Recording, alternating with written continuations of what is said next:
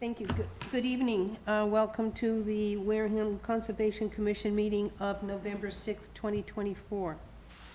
The Wareham Conservation Commission holding meeting under Chapter 131, Section 40 of the General Laws of the Commonwealth of Massachusetts Wetland Protection Act, the Town of Wareham Wetlands Protection Bylaw, Division 6, and any other applicable laws. All hearings of the Wareham Conservation Commission are held simultaneously under the authorities of the Massachusetts Wetland Protection Act and the Town of Wareham Wetlands Protection Bylaw, Division 6. Although a single decision of the Commission is issued, it represents a separate decision under each authority. All matters listed may resolve in a decision and possible vote.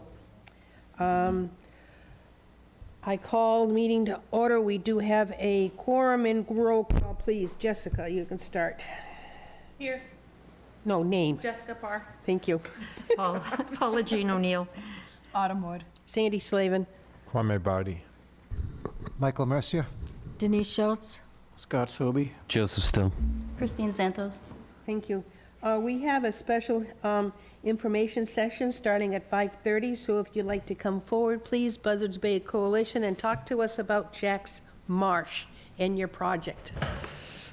You can have a seat and identify yourselves. Do we need to push the button when we talk? You have to have the green light on. It works. Okay. Okay. Great. My name is Brendan Annette. I am Vice President of Watershed Protection at Buzzards Bay Coalition. I'm joined by Tess Goldman, and I'll let them both introduce themselves in a moment, and from the Wildlands Trust, and Evelyn Mortimer from our staff at Buzzards Bay Coalition. I just want to introduce something briefly, which is a little bit broader, that leads to where this project is at, which is our organization's been involved in not only land conservation, a number of things around, yep. I need last name spelled, please. Last name spelled. My last name is Annett. ETT, okay. Mine is Goldmann. Thank you. And Evelyn? Mortimer. Thank you. Sorry to interrupt. No problem, that's fine. So just wanted to start that we've worked with the town on a number of things for a long time, certainly as long as I've been involved in the organization, the town, including your commission, for as long as I've been with this organization, which is about 16 years. There's a lot of different things that we do. You're familiar with our water quality and wastewater work. You're certainly familiar with the public programming over in Onset. The programs that I lead are land conservation, the management of the protected conservation land, and habitat restoration. The conservation land, we talked about it last week at town meeting. An example that we've worked with you includes the Westgate property. That was a project that we worked together with the Conservation Commission, the Wareham Land Trust. A restoration project would include the project at Station Street, which is the restoration of the Weebiantic River at the old Horseshoe Mill site. Which removed the barrier on the river and has allowed the tide to move more freely through there, and has really opened it up to the natural movement of fish in the river. We've done a number of projects like that all around the watershed that maybe you visited or heard of. But about 2 years ago, we expanded the program a little bit by creating a partnership broadly by inviting together the towns around the bay and other organizations around the bay, like the Wildlands Trust, the Wareham Land Trust, or towns like the town of Wareham. And actually, when I say the town, we engaged the Conservation Commission. Sandy has participated a bit. We actually engaged public works departments from the different towns, including Wareham, including Dave Menard, and the planning agencies, and beyond. The idea was that we could identify projects, locations where there were impaired resources, like impaired wetlands, tidal or non-tidal, or barriers on watercourses, tidal or non-tidal, that could be fixed, and that there are programs out there that can help fix these and improve these natural resources. We have now developed the experience to sort of help lead and coordinate some of that And we were aware that there was different funding sources, both becoming available from federal government and the state government here in Massachusetts that could be combined to implement some of this. The first thing that we did was identify projects all throughout the watershed, throughout the different towns, including Wareham, and we actually evaluated them based on the natural resource restoration potential. So the impact, and by fixing them, how could it improve the natural resources? We also talked with folks that were participating from the local communities to help us understand which of these projects are feasible. Feasible meaning some of the projects are very complicated because of the existing landowner, the infrastructure that's involved, maybe just different opinions about these different things. But we identified a handful of projects, and one of those projects was this project, which is under Indian Neck Road, which is a culvert that's restricting the tidal flow into the area that was salt marsh on the upgradient side. And that leads us to where we're at. And Evelyn is going to briefly explain sort of where we, sort of what we're working on right now, and how Josh actually requested that we come in and give a little bit of update on this for you, and answer some questions, at least initially, so that you're familiar with the project as it develops. Yeah. Tess, did you want to introduce yourself? Yeah, I'm Tess Goldman. I'm the Land Protection Assistant at Wildlands Trust, and I've been the main point of contact with Buzzards Bay Coalition from the Trust. We're a nonprofit land trust regionally in southeast Massachusetts, and we own the majority of Jack's Marsh, which we manage as our Great Neck Preserve, which is open to hikers and bicyclists any time of day to use. We have approximately like 2-3 miles of trails on the whole property.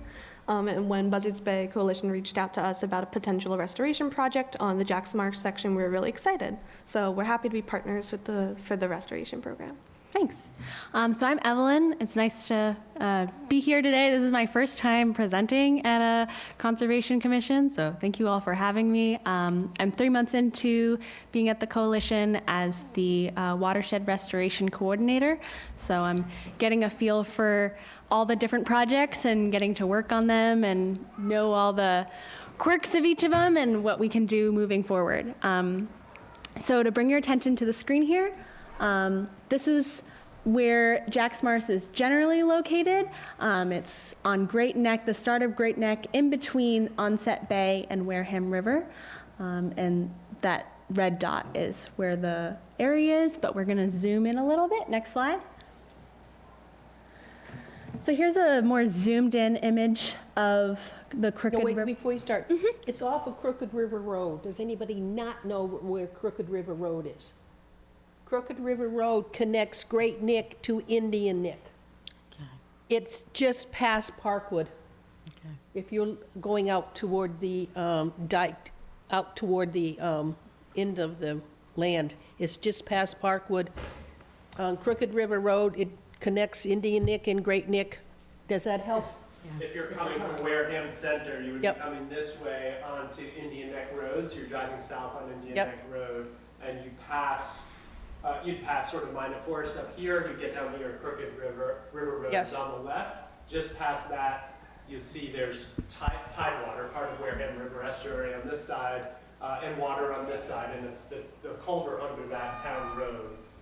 That is this orange dot. And Sandy, if I'm not mistaken, if you're driving down Great Neck like passes the cemetery, then turns. Yeah, where and that then- nasty 90-degree turn is where Crooked that's River Crooked comes Neck. out. Correct, okay. There's- The farm with the goats, It's they're there. right on Crooked River, so That's- they're at that's the what I corner thought. of Great Neck and Crooked River. That's what I thought it was, thank you.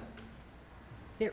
Yeah. However you identify the area. The goats, the cemetery. Take notes on all these things. This is how people, yeah, this is important. We knew here as a board where Crooked River went. Okay, thank you. Yeah, thanks. So in between this Great Neck Road, Indian Neck Road, as Brendan mentioned, that is where the undersized culvert is. The yellow is representing the Wildlands Trust owned area. So we have that tidally restrictive culvert, which is town-owned, and the 3 dikes and water control structures. The majority of the rest of the marsh is Wildlands Trust. This is 11 total acres of coastal wetland, and this is a tidal area. It is historically tidal, continues to be. Next slide. So we can see from a topographical map of 1888. Thank you. Thanks. That the Crooked River has an original path that is kind of coming in where the culvert is now, and it dips downward, but then goes out to this tidal wetlands. However, this is not the path that it goes through today. Next slide. The area's been very impacted by this undersized culvert, as well as historic agricultural activities. This is an old aerial from 1952. The markings on it aren't important for this presentation, but it's a really good representation of the area, what it used to look like, how it has changed, and kind of you can see that marsh go throughout downwards. And so because the area has been so impacted, but the Buzzards Bay National Estuary Program has given the town of Wareham a grant to improve this culvert, understand what it would be to improve this culvert, and understand what the conditions are at the site. This combined with the partnership efforts from Massachusetts Division of Ecological Restoration, we've been able to contract with EA engineers. Next slide. And EA Engineering has then been able to understand the site a little bit better by deploying data loggers, water loggers. We can see all of the data sites are the circles throughout the site, and this is a really great graphic showing how this water no longer goes through that original path. As you can see, there was a dug channel along the southern area, along Jack's Marsh Lane. And this is now where the water is flowing through. Thanks, yeah. This has been cut off, and so what Evelyn is saying is it now goes this way. A ditch was created here to sort of circumvent the natural channel. So we have that first dike where water is not able to flow through in its original path. That southern channel has a water control structure. And then at the second berm, we're also restricting flow from that area onwards. There is some movement of water, however, not the river in the way it has historically been. So EA Engineering has been able to provide us with a contract. Next slide. And we've been able to understand the site a little bit better. This has been one of the graphics that they've presented to us with their preliminary data. We have kind of the flow of movement again, proving where is the water going throughout the site. And they have been collecting water level, salinity, ground level, vegetation monitoring, as well as soil analysis. This is ground elevation. This is ground elevation. Next slide. And so understanding all of this is the first step of this project, just beginning to collect this data. The parameters I have just mentioned with that water level, salinity, ground elevation, soils, and vegetation. This data will then help us develop 3 alternatives for the site of what could be ecologically restored. The next step would then be to evaluate those alternatives so that we can, understand what it would be compared to what it is now and what would it take. And then the exciting part would be to present those alternatives. So we expect a public meeting this winter where we would be explaining these alternatives, walking through them, and asking for feedback and comments from the town, Wildlands Trust, us, neighboring residents. Of course, all of you would be one of our main stakeholders on this project. And so we're really excited about this opportunity going forward, looking at what could be going forward. And I thank all of you, and let me know of any questions. Jess, anything to add? Not really, other than that Wildlands Trust has been really excited about the meetings we've had so far. Yes. Questions around? Jessica? The big parcel underneath, I know sold a couple of years ago. Is that property owner in collaboration with you guys? Are they working together? Yeah, so they're the Domans. We actually, Wildlands Trust holds a conservation restriction on that property. I do all of our conservation restriction monitoring. So I've been monitoring them the past few years. They're extremely nice. And we had an in-person meeting with Wildlands Trust and Buzzards Bay Coalition and them and the neighboring CR owner, Tricia Osborne, about the project to make sure that they were on board with it. And any local knowledge they had, because Tricia's lived in Wareham for basically her whole life. And that's the property owner that's what used to be the bogs back Yes. there? Yeah, the Domans own the bogs, and there's the house directly neighboring it on Jack's Marsh Lane is the And Osborne. that's the only house in the area, isn't it? They're the two houses on Jack's Marsh Lane, yeah. Oh, yes. And then That there's big neighborhood. farmhouse? The big farmhouse that was, I think, a sheep farm or something? Yeah, it was a like that. sheep farm. Anything else? No. Paula Jean? No questions, thank you. Autumn? No questions, thank you. Kwame? Nice project. Are you looking to do, and this is off another subject, but any other restorations around Wareham, or is this the main one that you're looking at the time? This is our main one at the time. With one on the horizon that I alluded to last week at town meeting. So about acquiring some cranberry bogs on the upper part of the Weebiantic River that in the long term we'll be evaluating opportunities for restoring those to natural wetlands. That would be part of the Wareham corridor Correct. that was just passed at town meeting, if you remember the words on it, the Wareham, Weebiantic corridor.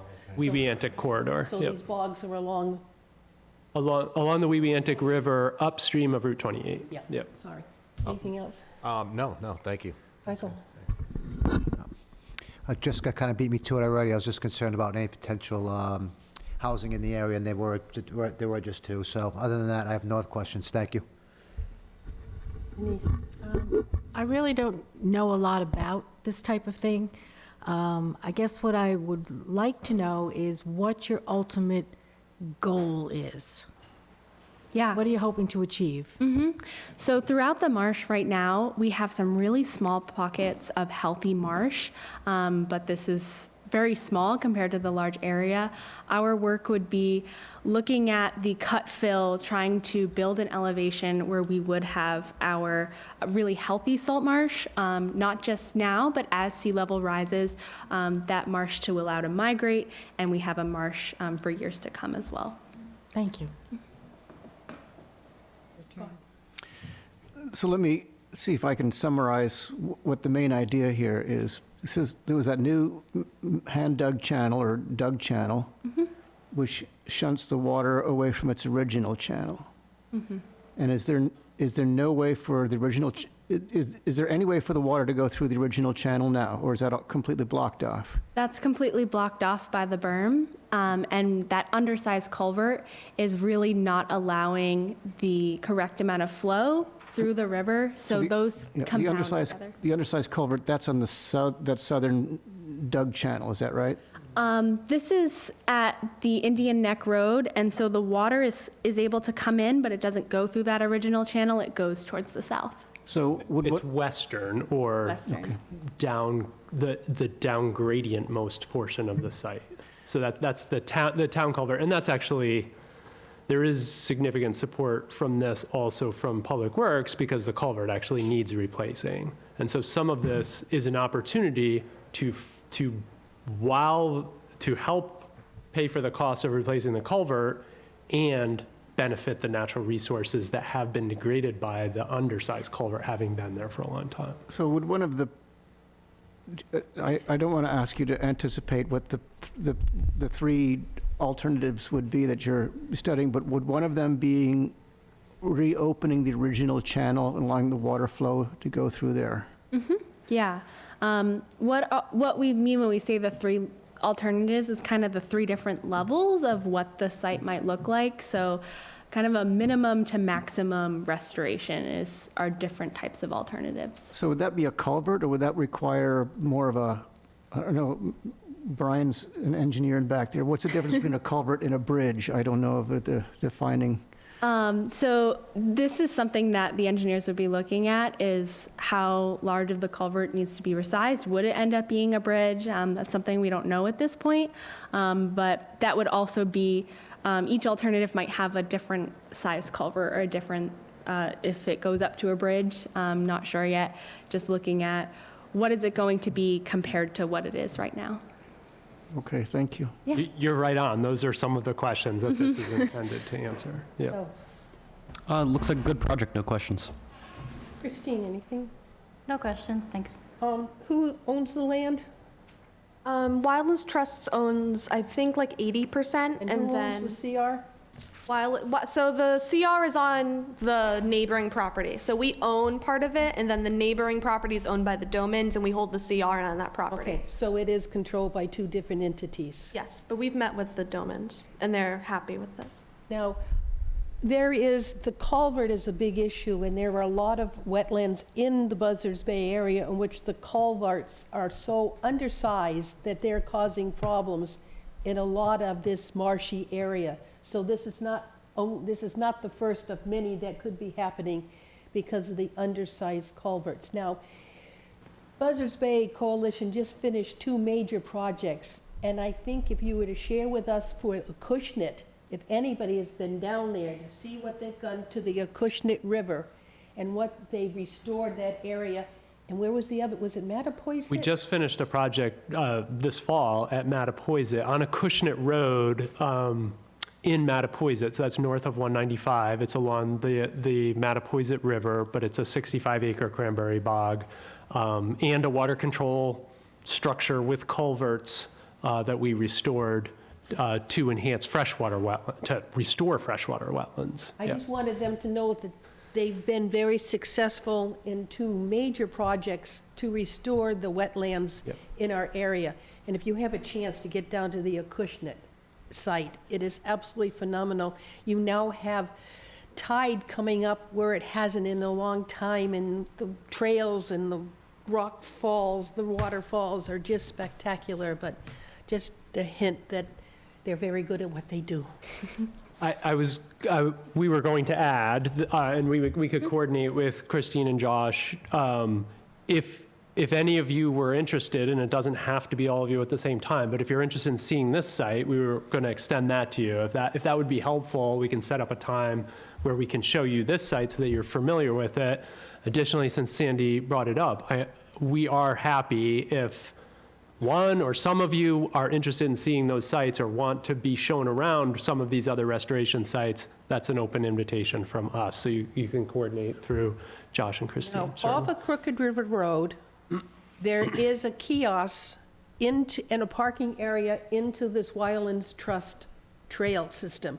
Several years ago, we approved some new trail improvement decking or something. So we have, as a commission, gone out to that site to look at restoring that little walkway over wetlands. But walking down this trail, the marsh is off on the right if you're walking down, or left if you're coming back. So you can see it from the trail if you so have the time to go park your car and walk. It's not a long walk. Anything else? Anything else around? I would just suggest then that maybe in the next presentation include some photos of those restoration projects so you can see kind of what you've been up to and how you do it. Great idea. Absolutely. Thank you. I'm just so impressed with the Acushnet. I haven't seen the one in Mattapoisett, but I have seen the Acushnet one. But anything else across here? We take people from Acushnet and other towns over to Wareham to see Horseshoe Mill. It's one that I'm very, very proud of. Yeah, but thank you. Yeah. Yes. Yeah. So there's an effort to replace the bridge on Faring Hill Road, the same thing, to improve the water flows and stuff like that. So there is more than one project in town to improve our rivers and our wetlands. Thank you. Thank you for having us Thank tonight. you. Thank you so much. Have a great night. Night.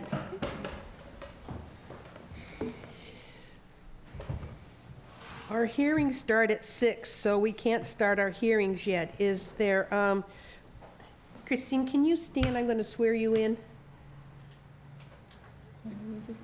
Right hand.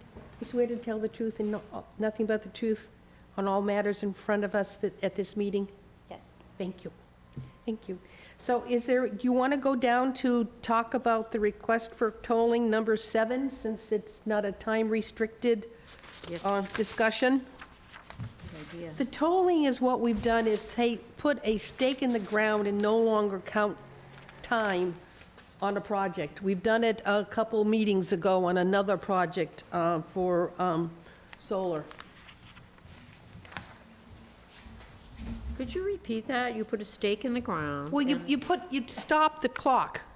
Oh. You stop the clock Oh. on a project Like because If there's a 3-year project, you got take it. a chunk, like And you timeout. stop it because it's on legal issue right now, and they can't do anything because Okay. there's got court and other things working on it. So they can't do anything until that's resolved, so we stop the clock, is the way I put it. I get it. And we did it a couple months ago, I think, on another solar project that says it's not fair to them to click our 1, 2, 3 years or whatever it is when they can't do anything on the project, so. You want to add to that? For the 27 Charge Pond, Yes. yeah, I would recommend to approve the tolling for 4 years. But if the work hasn't been started by the time that ends, they would have to reapply. All right, so this is just to hold until, Oh, until they're here. huh? Until they're here. Until there's what? Until they're here.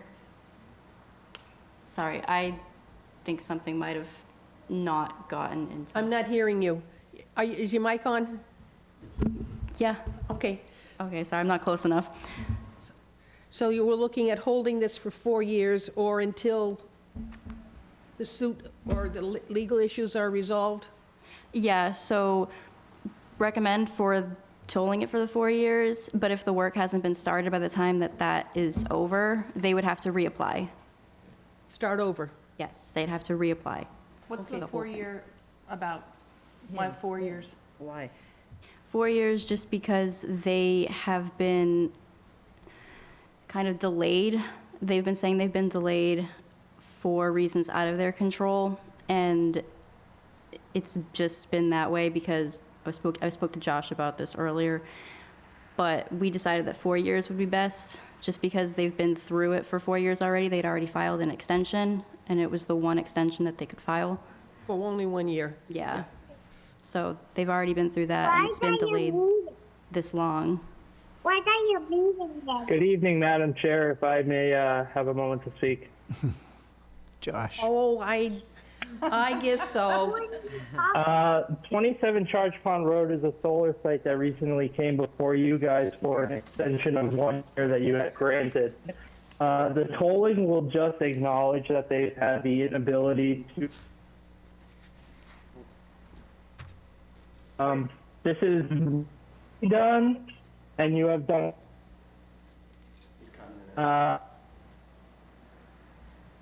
I think we get it. This is just to say, hey, you can't, we're going to recommend and approve whether or not we want to toll for 4 years because of the complexity of legal components of this project. So is it 4 years from our decision or 4 years from the beginning of their, or the end of their last extension? What's the, what marks the beginning of the 4-year period?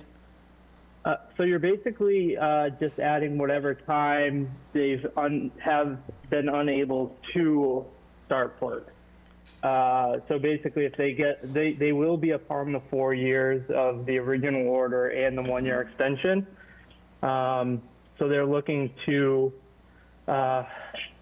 acquire tolling for that amount of time. So the maximum amount of time they could have had to do the project is 4 years. So we're considering the tolling for 4 years, understanding that they won't have the ability to start within the next month. Actually, they expire at the end of this month. 4 years starting today or 4 years starting when we approve the projects? Only of what The signal keeps cutting out.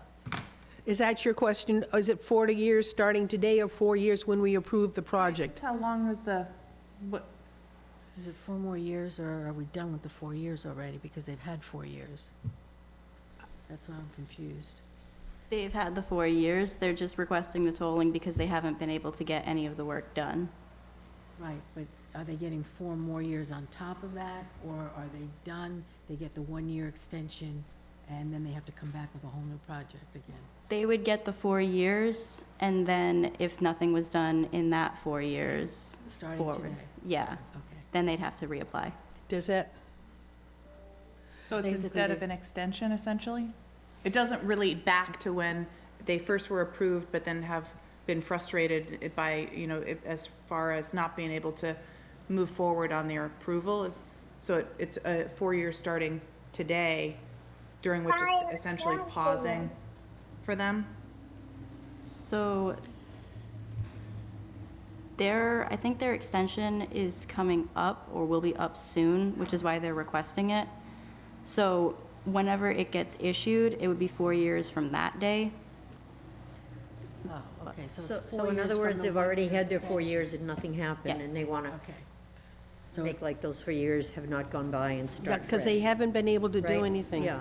Yeah. But Okay. why wouldn't we just do another extension or 1 year at a Our- time extension? Our bylaw says 1 year, Once, we can only do 1 year once. and we can't extend beyond 1 year. We can't do one and one and one and one. You're the one that brought that up. I know, well, I didn't know that, I couldn't remember that we could only do one of them, I just thought it Yes. was only 1 year. All right. Any other discussion on this? Someone would like to take a motion that we approve the request for tolling for 4 years. So moved. Oh, no, go ahead. Just, so 4 years from our approval, is there a reason that we're thinking 4 years exactly that it has to be so long? If our bylaws only say extension for 1 year, why would we toll for more than kind of a 1 year period and then look at it again and then, you know, renew it if we wanted to? It just seems odd that we would give a 4-year chunk. because they've already had the 1-year extension. We can't give them anything beyond that, but we can give them a tolling of 4 years. There's nothing in our bylaw regarding tolling. Right, that's what I mean, is essentially what we're trying to do is give more time. Correct. And our bylaws provide a mechanism to give 1 more year at a time, right? Like, No, just the one, and they had it. They can't do any more. so to provide tolling for 4 years seems like a lot of time to say you have a full reset and a 4-year period when the way our bylaws are written is we were approved to give a 1-year extension. Just one. And I think the reason for that is probably because of what they're going through in the courts. Does it, They need the 4 years to get through the courts, is that what I'm interpreting? Well, it is solar, so I'm sure they're in court. Right. does it mean that they cannot do anything on the site? If tolling is in place, they cannot do anything on the site I don't know. until they come back to the commission? I don't know. One would think so. Madam I'd like Chair, to if I say may, they haven't approved- the tolling is just, it is basically an extension of the time. Right.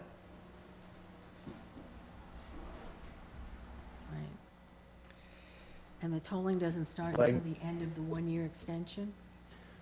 Yes. Correct. So they've got 5 years, and we're supposedly going to give them another 4 to get through the courts? They are not in court. They are held up by the interconnect agreement with the power company. Oh. And To the grid. to answer Jess's question, if you do toll for a year and have them come back in a year, you can do that. But you wouldn't be relooking at the tolling for additional period of time makes sense at that time. Josh, I'm so sorry, we missed a bunch of what you were saying.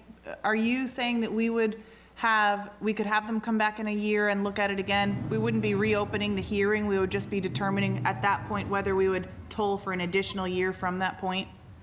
Correct. What would be the consequence of denying their request for tolling? They would likely appeal and probably get a superseding order from Mass DEP. Because it's outside of their power. They can't do anything about. But they're not in court. No, I'm sorry, they're not in court right now, but they have been. Okay. And so what they're saying is that, as Josh said, they have an issue with tying in with the electrical. Is that it? I mean, they can't They can't, hook up. they can't hook up to the grid. Yeah, they can't. They can't get into the So grid. because they haven't been able to do that, they haven't been able to start any of the work since they've gotten the original order. But they could work without approval they could take the risk of doing the work without approval to the grid. I doubt they would do that, I doubt if though. they would do that too. I mean, the idea is they want to be able to say, okay, we're doing this knowing we have an output for our sort, our electrical. What's the likelihood of them getting into the grid within 4 years? Or is this something that should be reviewed on an annual basis? I honestly don't know. I'd have to look into And it. if they don't get it in 4 years, they come back to us for a brand-new hearing. Yeah, they would have to reapply after that if they hadn't been able to get it in the 4 years. Would you be willing to say 3 years? Or 2 years? As opposed to 4 years? 3 years would probably be okay.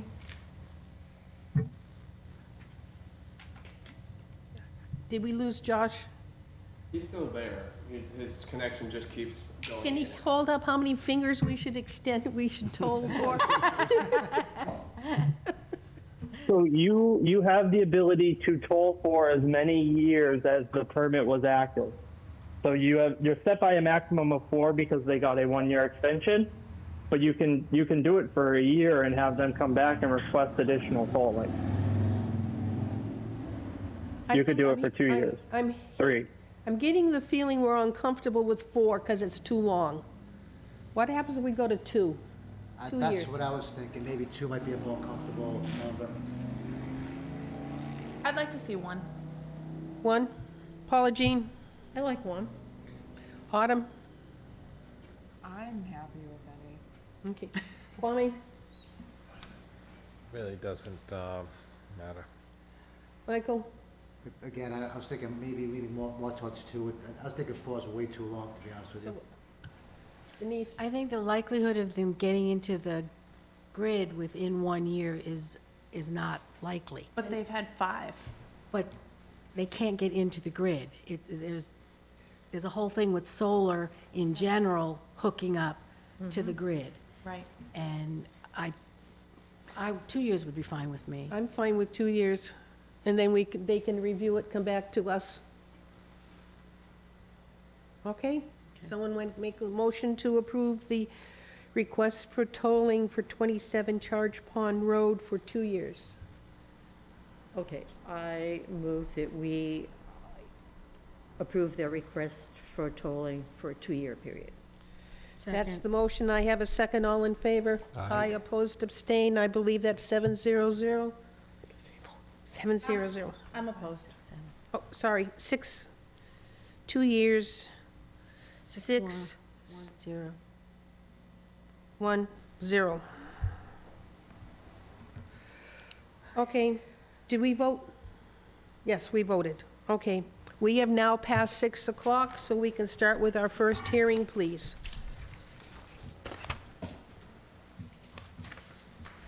Notice of public hearing pursuant to the provisions of the Massachusetts Wetland Protection Act, General Laws, Chapter 131, Section 40, and the Wareham Wetland Protective Bylaw, Division 6. A public hearing will be held in Room 520, Wareham Multi-Service Center, 48 Marion Road, Wareham, Massachusetts, on Wednesday, November 6, 2024, at 6 p.m.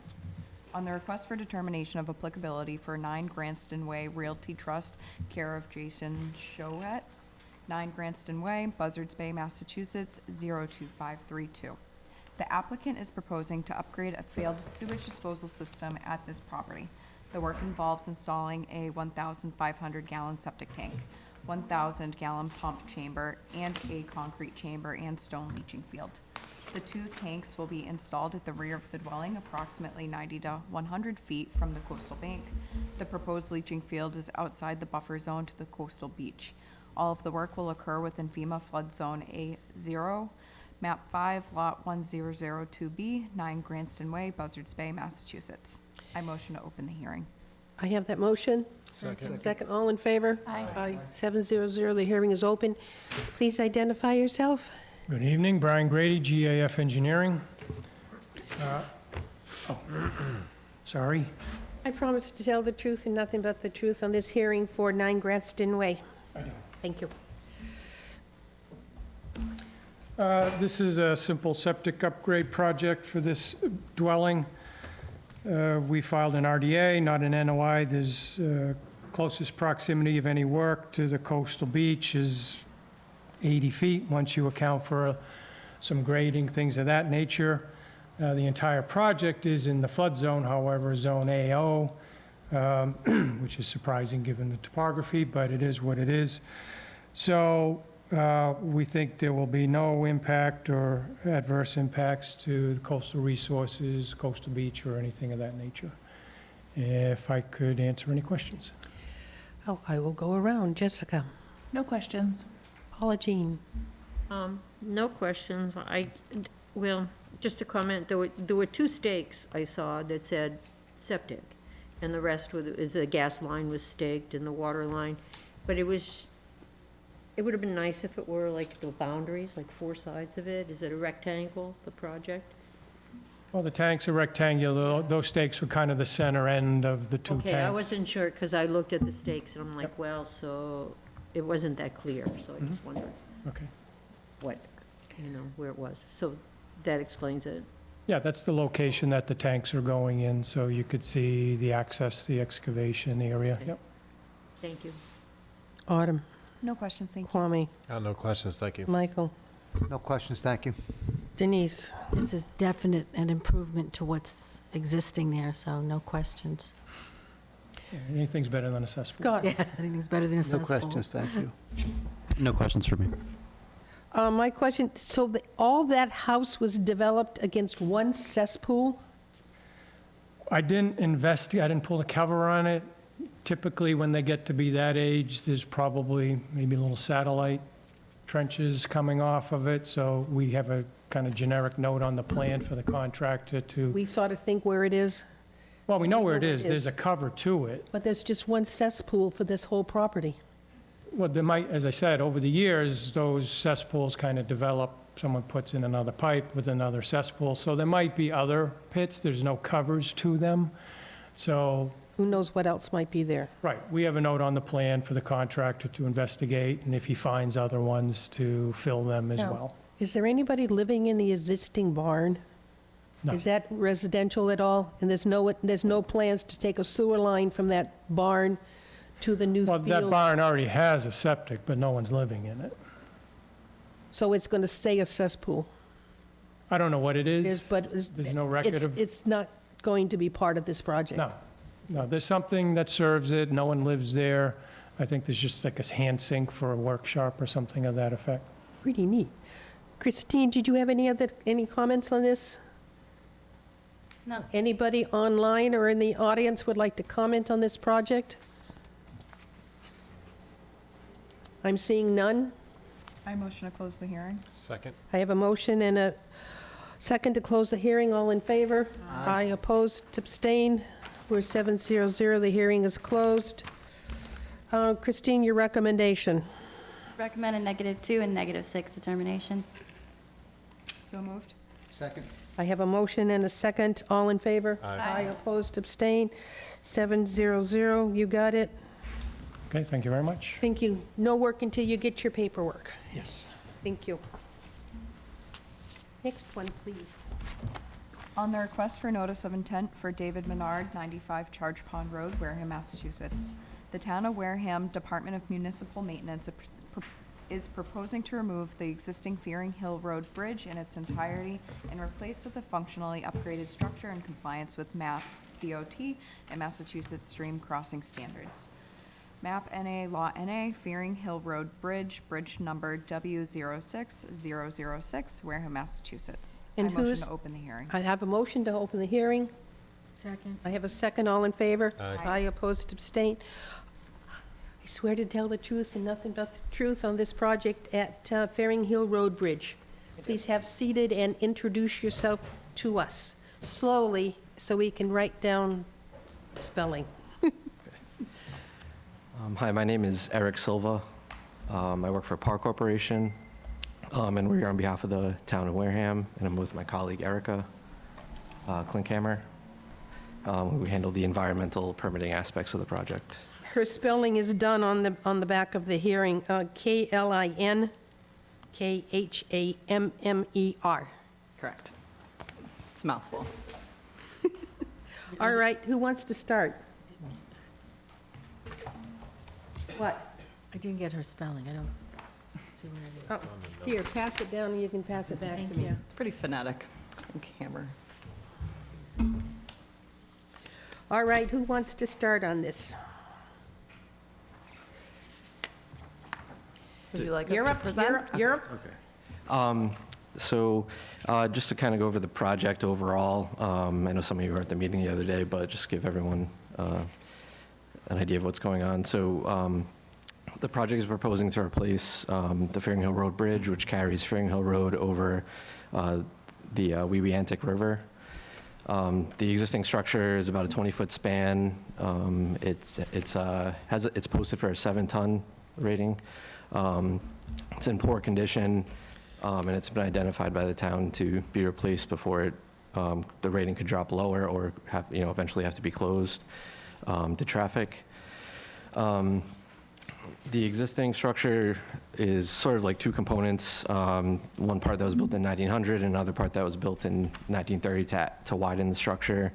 And there were some modifications done to it in the 80s, which included adding a pile bent in between the abutments to create a 2-span structure instead of a single span.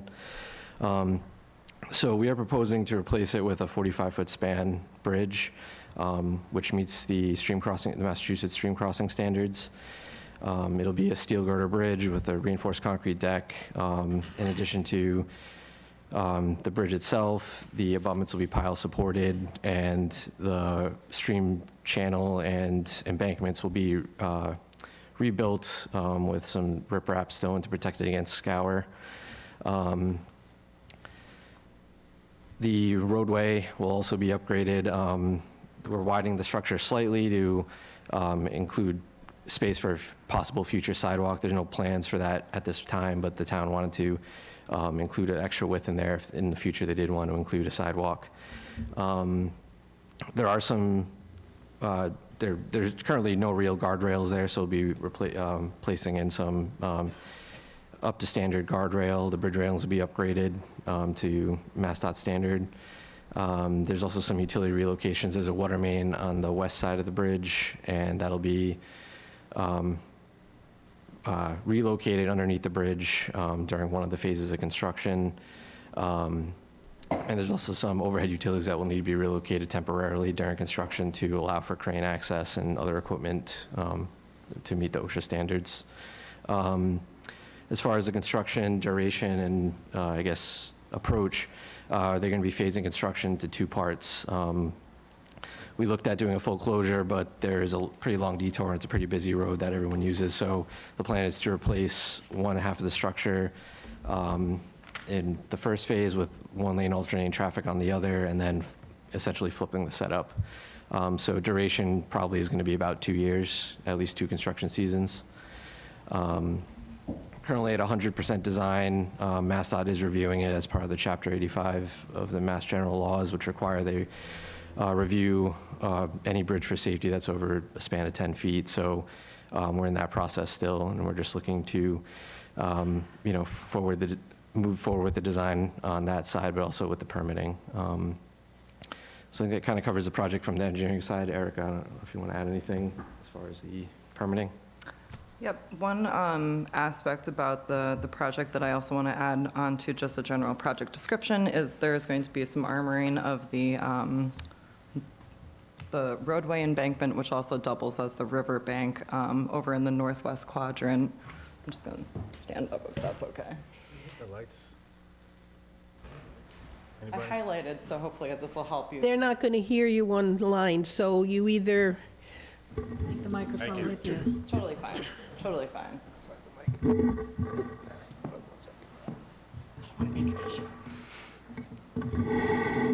thank you.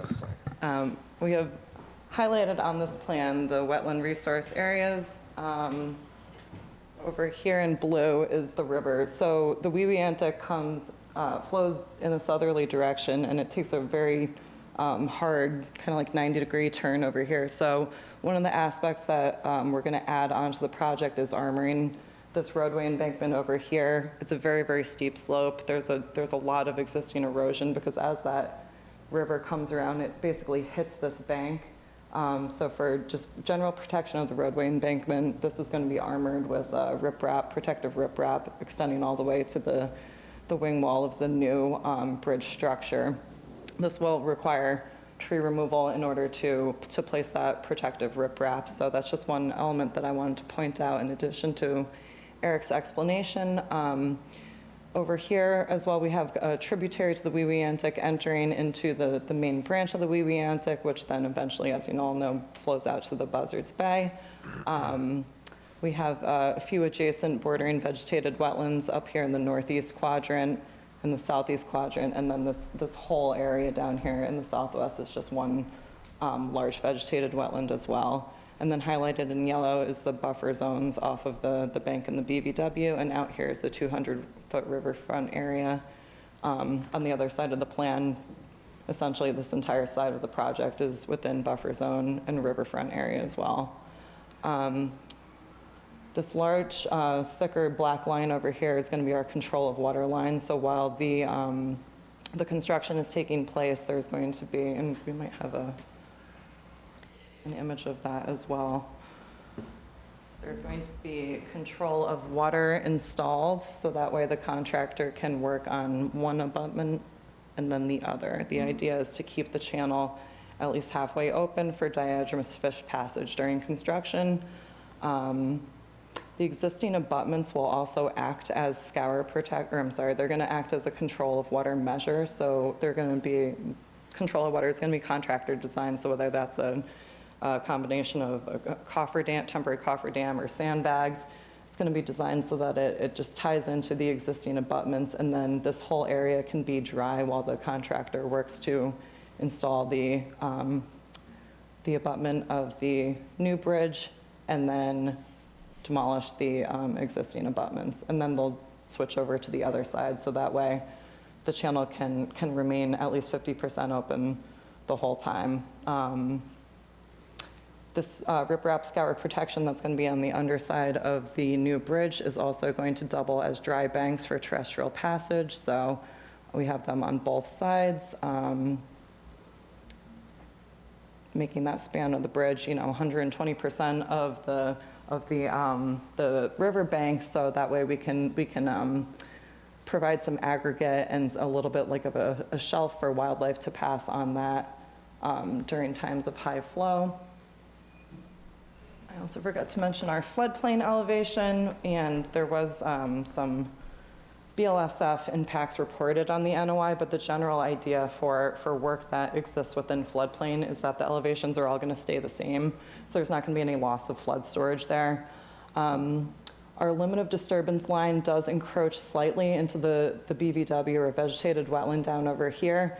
The general idea for this is, and this thicker black line is going to be a temporary easement for the contractor to work in this area and be able to move around efficiently, provide the grading of these downstream abutments and embankments, and then that's just going to end right here where the compost filter sock line is right above the wetland. So our temporary easement does encroach slightly into the wetland. There is going to be some temporary utility pole relocation. So while they're doing the work on the new bridge, they're going to pull this utility pole out further closer towards the wetland. Then the guy wire is going to be pulled back. So Essentially, this is just room for the contractors to move, and if they have to do any tree trimming in order to get those overhead wires over to that location of the temporary utility pole, that's essentially what this space is for. We don't anticipate there to be any permanent impacts to BVW, and if there's any tree trimming required, the BVW is just going to be left to revegetate naturally. So we don't have any restoration proposed in those areas. It's just going to fill back in post-construction. And then one thing I forgot to add about the riprap embankment stabilization over here is that it's going to be a modified modified rock fill slope. So they'll install the riprap and then cover it with a layer of mulch. And then a native seed mix can be applied to the top of that mulch to reestablish some native species on the riverbank. However, we're not going to propose trees or any large woody species, because that could eventually compromise the stability of the roadway embankment. I think that's all I wanted to show you over here. And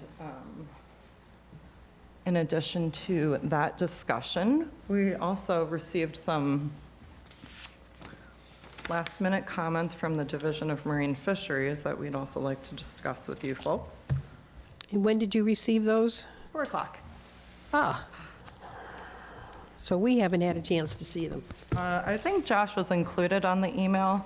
I'm not sure if he passed that around to you folks or not, but we can read those off to you. They did mention that, they have reviewed the notice of intent. I should mention that concurrently of filing of this notice of intent with the Wareham Conservation Commission, we also sent a copy to Mass DEP Southeast Regional Office as well as the Division of Marine Fisheries. Prior to the removal of the Horseshoe Mill Dam, the Weweantic was a freshwater waterway, and then the removal of the dam has now introduced the opportunity for diatomous fish passage to go uninhibited through the Weweantic to their spawning habitat. So early coordination did start in last winter. We had reached out to Division of Marine Fisheries to get their initial feedback on the project, see if they had any recommendations or requirements that we could incorporate into the design. And they had mentioned that they, pretty standard, will recommend the spring and fall time of year restriction windows to protect the spring and fall migration for herring. And that was about the only comments that they offered last winter. They have reviewed the notice of intent and then provided this comment letter this afternoon. And I will just read off those comments to you folks that they have reviewed, that the NOI, the span is going to be in compliance with the stream crossing standards by allowing unconstrained flow and provide areas for wildlife to cross under the bridge during normal flow conditions. The Weweantic has been identified for diatomous fish passage, migration, and spawning habitat for alewife, blueback herring, rainbow smelt, American eel, white perch, and Atlantic tomcod. Division of Marine Fisheries offers the following comments for your consideration, and that a spring time of year restriction between March 1st and June 30th, and a fall time of year restriction between September 1st and November 15th is recommended for in-water work to protect blueback herring spawning and diatomous fish migrations. Our anticipated response to this would be that the spring and fall time of year restriction windows can be incorporated into the contract documents, and the duration of in-water work is expected to be around 2 weeks. Yeah, probably for each phase, only a few weeks at a time. So incorporating those is not going to be a challenge. Yes, there's a DEP number for this. But you just got these, we like to see the documents prior to our meeting, so we're probably going to continue this so that we can actually see that 11-6 comment letter. She also said there was another letter. You said there was a first letter that you got last year? No, I simply had emailed them to start the discussion, just early environmental coordination. No, I printed out the emails if you would like to see them, but it was just some general back and forth about how they usually have put in some standard recommendations to adhere to the spring and fall time of year restrictions, as well as offering some construction mitigation measures. However, they did say that they would need a set of plans to review first, and I had sent them a set of plans last winter and then didn't receive any comments after that. So we will definitely continue waiting for that document. In the meantime, questions. I'm going to start with Jessica. No questions. Paula Jean. No questions, thank you. Autumn. No questions, thank you. Kwame. Yeah, I have a couple questions. So you're gonna make the bridge a little wider, Yep. and there will be some trees on both sides taken down, or is that just one side? Both sides. So typically, when you have a structure like this, we don't want to have trees, larger trees at least, that close to the foundation because of the roots. So some of those will be cleared around the corners of the bridge.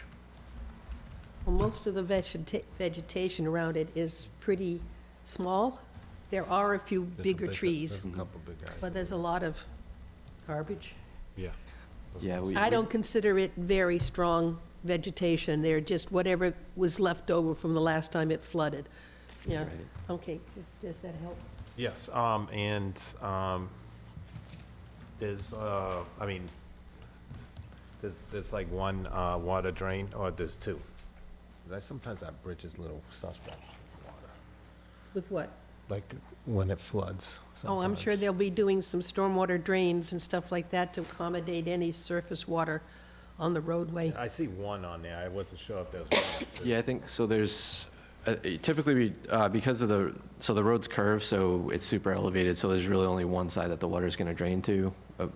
So there is, I think, a swale, or they're not really swales. They're just like the low points at the corners of the bridge. So we're reconstructing the roadway to get it to one low point. We don't really have room there and for any like closed drainage or like real treatment, but we'll generally put in like a stone swale that would trap most of the solids, at least the larger ones. I won't really do any treatment of chemicals or smaller particles, but it's just tough when you're that close to the water to really do any kind of treatment. Understood, and one last question is lighting? Will there be any like lighting over there, or anything proposed in the future? Not that I know of. That wasn't part of our scope. I'm not sure if there's lighting out there now, but we weren't planning on adding any as part of this project. I don't think there's street lights along No. Fairing Hill anyway. No. Yeah. Yeah, I'm not sure. But if they're gonna use it, if they're gonna have like a path or something like that in the future, might as well get it done. Whenever, who's to say what happens when it is That's a planned? planning board thing, Yeah, though. yeah, so. yeah. Okay, that's all. Yeah, the sidewalk, I mean, that was just, we have no clue if that's ever going to happen at all, but it was just with a bridge, you don't want to make it too small and then have to widen it later. So that was, what the town was looking to do as far as widening it at this point. Yes, okay. Michael, No questions, thank you. Denise, And they just, for what reason, aren't including a sidewalk on that? So there's not going to be a sidewalk on the bridge right now. Right. It was just widened to, if they wanted to add one sidewalk to one side, they'll have enough room to fit a sidewalk and some small shoulders. They're in the not 2 lanes. considering doing it now. No, so there's no sidewalks leading up to the bridge, so there's really No no point in reason doing for it the- yet. Yeah. I guess my question is this is a turtle crossing area also? Is that being addressed in any way? In terms So- of what is going to happen while you're doing construction? So- Would that interfere with the turtles? So as far as during construction, I mean, like Erica mentioned, we're using the existing abutments as probably, part of the control of water. So the channel is going to be basically the channel is going to be the same as it is now. As far, I mean, obviously they're going to be working behind those abutments. I guess there's a chance animals could, come into the site. But it's tough for us to, accommodate that during construction. There are no dry banks in the river for them to So you're cross, not- so okay.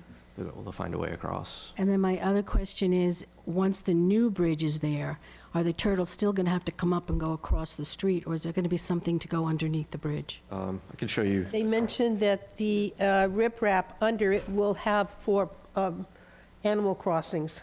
There's going to be dry banks on Yeah, either I'd like to- side. yeah. I'd So like them to currently, address it's just, I just want them to answer me. Yeah. Yep, so these are the slopes here. So there's, maybe it's hard to tell, but there's a flat part at the top of the embankment.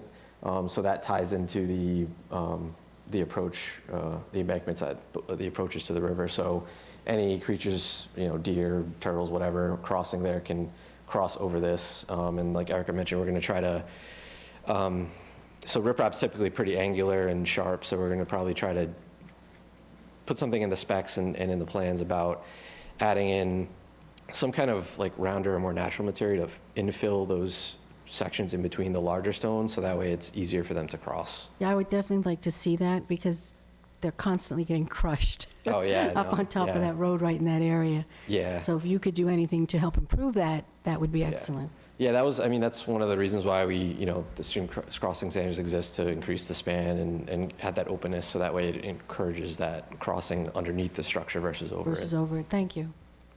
Are they being crushed on the bridge? Yeah, I'm constantly bridge. stopping there and picking up turtles and moving them to the side. Because they can float downstream with the current, but yeah, you're right, to get back over into that conservation area, you would have to cross the street. Scott? No questions, thank you. Joe? None from me. Christine, anything to add? I mean, I have access to the DMF letter too, so my question was more related to something that they had mentioned.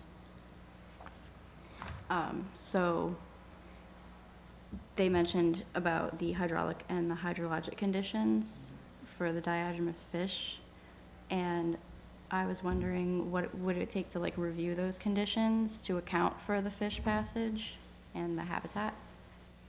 So we'd have to discuss that with probably Dave Menard, because that wasn't really part of our original scope, but we could talk to the hydraulic engineer and see if, and we have to coordinate with Brad too, because he didn't mention what those requirements were, so we just have to check and see what those, velocities or flows that they need. It could be that our, design is fine for that, but I'm not sure how much he looked into our hydraulic report. If it does need to be changed, I think at this point, it'd be pretty difficult. It'd involve changing the geometry of the channel, changing the geometry of the bridge. If that changes, you essentially have to go back and redesign the bridge. He did mention, constructing the stream bed or using materials that are more conducive to the migration and spawning, which that's something I think we could definitely look into. That's something we're doing anyways. We're going to have standards and specifications for what that stream bed material is going to be. We're working with Brad Chase on another project too, where he's very closely looking at the water velocities, depths and slopes and substrate material, which I believe are the general requirements that he is referring to. At this stage in the design, it's a little unfortunate that they were offering these comments now, because we would have loved these comments a year ago when we reached out. However, I would anticipate that their review would, like Eric said, we would have to coordinate with Dave Menard, because this wasn't scoped out for us originally. Princeton Hydro did the H&H analysis, therefore we would need to re-engage them if anything needs to be augmented in the hydraulic analysis. However, matching any substrate material that they recommend, I don't think would be challenging at all. We can just put in a spec for a riverbed material to meet a certain size or smoothness or shape according to their recommendations. It's more so the velocities and water depth that are kind of out of our hands at this point, having brought the design to 100% now. It's being reviewed by MassDOT, and yeah, we just have to kind of reopen that discussion with Dave Menard to see to what level of engagement we want to have with DMF for their review. It's not to say that it's and who knows, they might even, approve of it, but they had about 2 weeks to review this notice of intent. We did include the whole H&H analysis in it, so I don't know to what level they have reviewed the whole hydraulic analysis, but it could just be as simple as them checking the velocities and saying that they're good for the smelt habitat, but we would need to re-engage, Dave Menard and Princeton Hydro to then coordinate with DMF to understand if these water velocities and depths are conducive to their requirements for smelt habitat. The riverbed material is not challenging at all to whatever requirements they have for, like I said, shapes and smoothness and size. That's easy to incorporate. So further discussion to be had with Dave Menard and Brad Chase, it sounds like. Okay, thank you. I'm glad you're allowing for a dry passage under the bridge. Too bad the deer that got hit the other day Yeah. got squished, big time. Are we doing deer cross here? Here's a sign, deer cross here. To your point, Denise, about the turtles, during construction, I have seen in areas where it's mapped as natural heritage or Blanding's turtle or whatever kind of rare turtle species there is a turtle construction fencing that can be installed. So it's some type of fencing where the turtles can't climb up it, because just the regular orange construction fencing, they can get their claws in there and then climb over it, but there is some sort of special turtle fencing that prohibits them from climbing up it. Therefore, they would be forced into the river channel. Well, I mean, they could use that whole vast area on the southwest side, which is all wetland, and then climb up the embankment and over the road that way. There's not really much we could do about it there, but in the project area, we could spec out or if you want to make that a condition of the order to install turtle fencing. Thank you. There you go, your first order of conditions, the turtle fencing.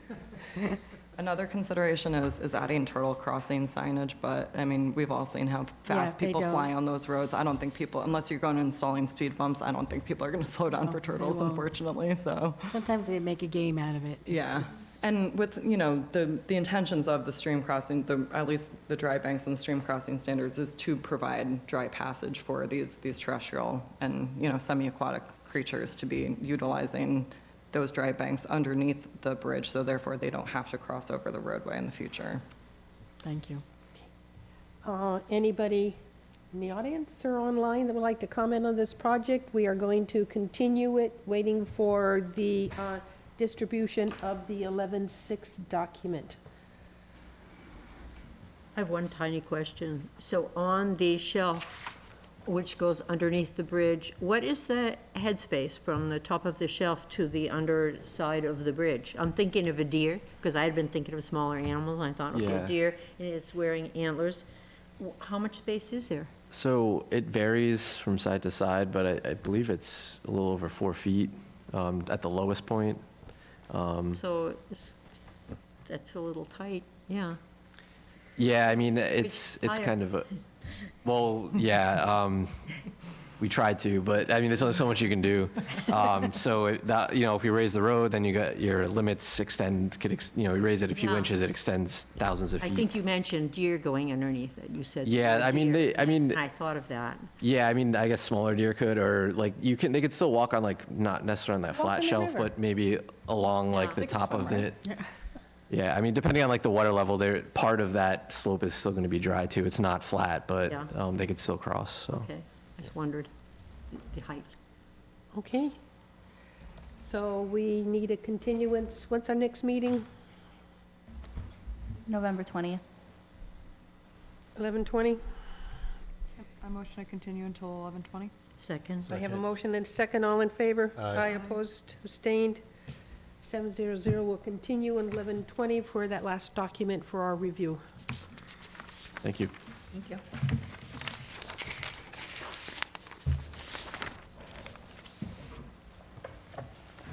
Next, please. On the request for notice of intent for Dylan and Crystal Arsenal, 1067 Main Street, West Wareham, Massachusetts. This project involves the upgrade, a new Title V septic system, tree vegetation removal, and construction of a driveway. Map 100, Lot 1030, 1052, 1053, 1067, Main Street, West Wareham, Massachusetts. I motion to open the hearing. I have a motion and a second. All in favor? Aye. Opposed, abstained. Please identify yours. I swear to tell the truth and nothing but the truth on this project at 1067 Main Street. I do. Thank you. Please identify yourself. Good evening, Brad Bertola with JC Engineering. Okay, you're up. All right, this project is located at 1067 Main Street and consists of two separate projects or aspects of the project. The first being a septic system upgrade. The existing septic system that's there will be abandoned, pumped, crushed, filled in place, and a new septic tank and leaching facility will be installed. The soil absorption system will be located greater than 100 feet, but the tank itself will be within the 100 feet just beside the existing septic tank. The septic tank is going to include alternative treatment, microfast unit for nitrogen reduction. The second aspect of the project involves the construction of a driveway, or I guess reconstruction of a driveway. There is currently an existing gravel driveway there. They're looking to reconfigure, in some areas, expand beside the existing garage and use a recycled asphalt material, pretty much almost similar to gravel. That's going to require some minimal tree clearing that's between the garage and the resource areas. The trees are right beside the proposed driveway expansion. Most of the driveway is being reconstructed in the same location as the existing access to the garage to the rear of the project.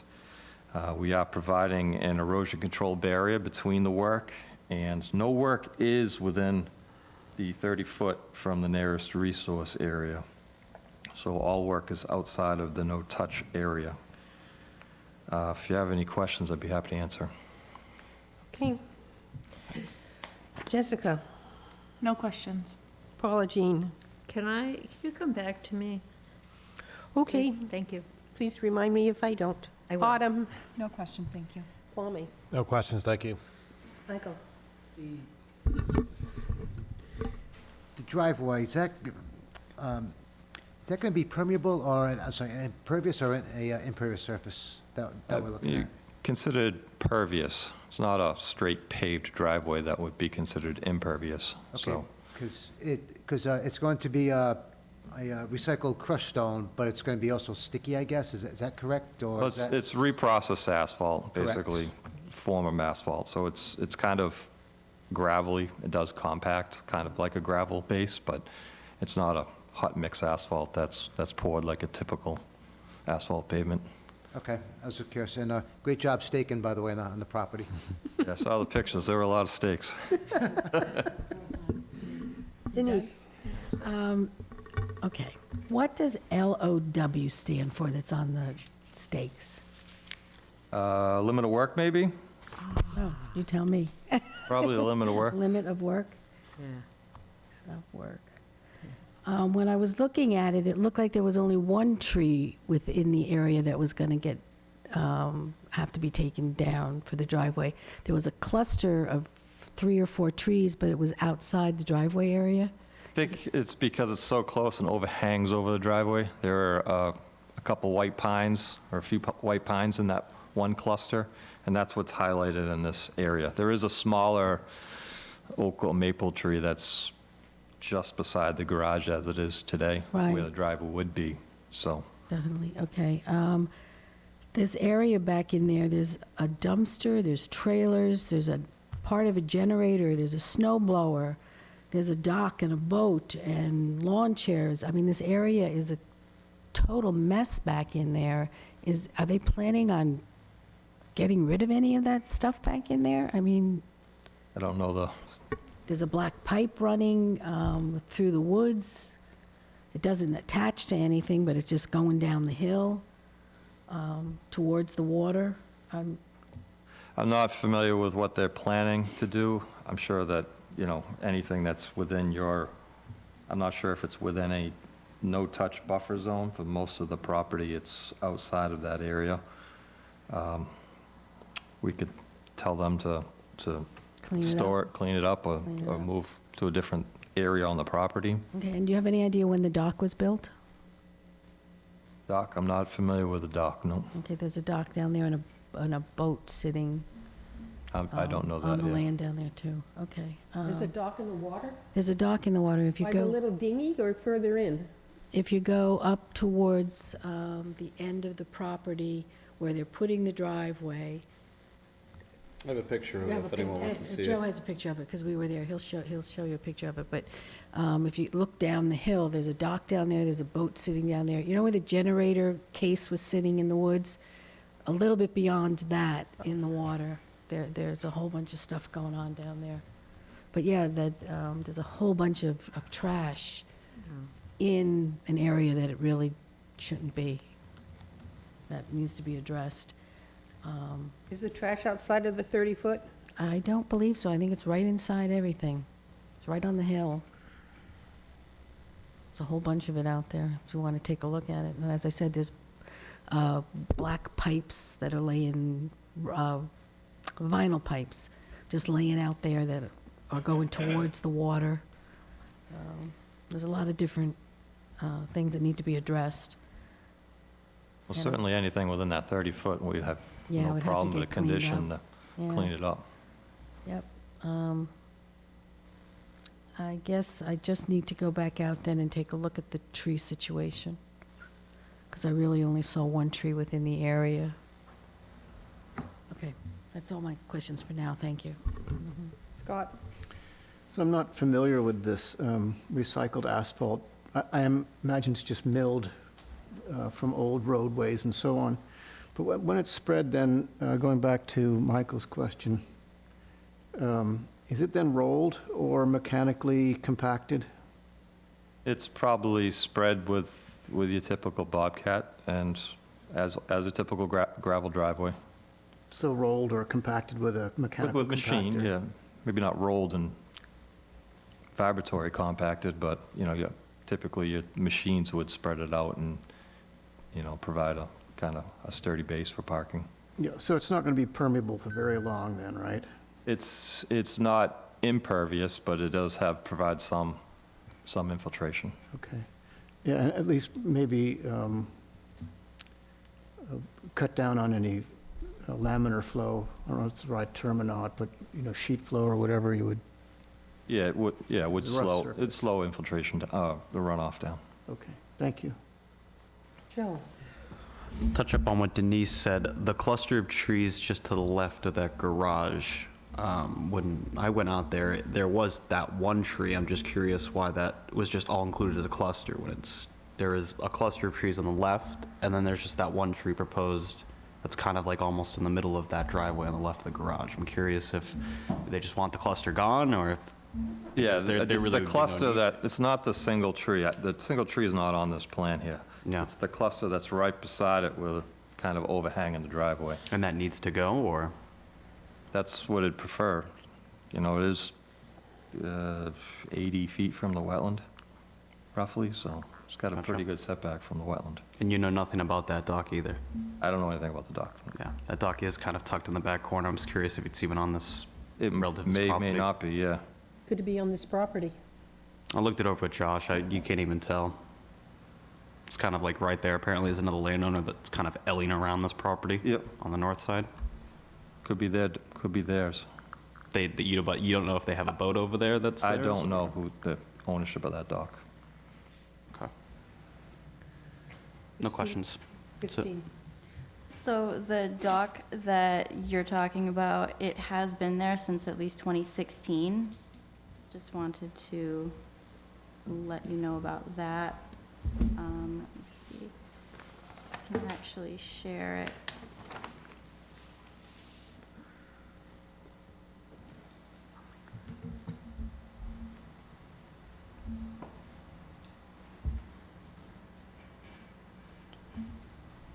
So if you look right here,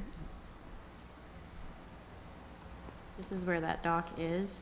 There's also a boat tied to that with a grill out there. Tons of debris, definitely within the 30-foot. But we don't know whose property it is.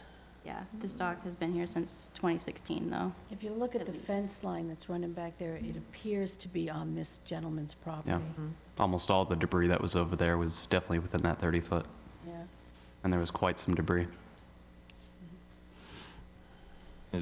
Does the access look like it's coming from this property or from the northern abutter? It's hard to tell. I mean, do you know, I don't I know. don't who put in know. the dock. You out there to take a look I at mean, it. so. those are some pretty big piles to drive in for a dock. I'd imagine some serious machinery must have put those in. You can't just hand dig that. I mean, the only access that I would see to get out there would be through this lot. But if you have no There is- knowledge on it, I mean, The property next door does seem to have access that goes back and then to the water. yeah, it's like elder room. Behind it, like in a little L. But it would be hard to know without knowing exactly where it is.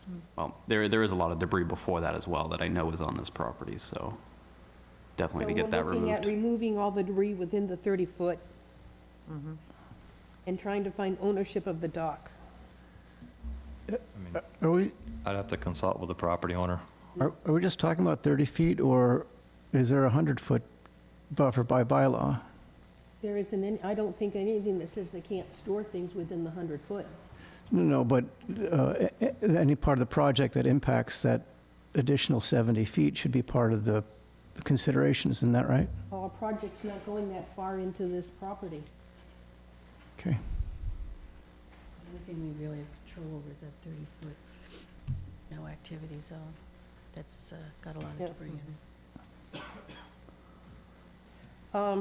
I did speak to the owner about this cluster of trees. He is very concerned about the makeup of that cluster being the white pines and the chances of it falling on the property because it is that close.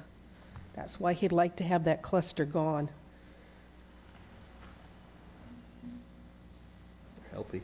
Because I'm sure my insurance company is telling me I got to cut my trees back. And I'm sure his is doing the same thing. All right, is there anybody Yeah. online? Oh, there you are, Okay. back. Well, Apology. I just, we're talking about the reclaim, the asphalt that's been ground up from the road. I have some experience with that. And even a gravel driveway becomes just about impervious with enough traffic on it. But the reclaim really does pack in faster than gravel. So I am thinking that is going to be what we would consider an impervious driveway. And it would be wonderful to have it be a different material. Regular crushed stone, shell driveway, something else. I know we're leaning toward asking for a lot more of that. And, All those materials compact over time, so.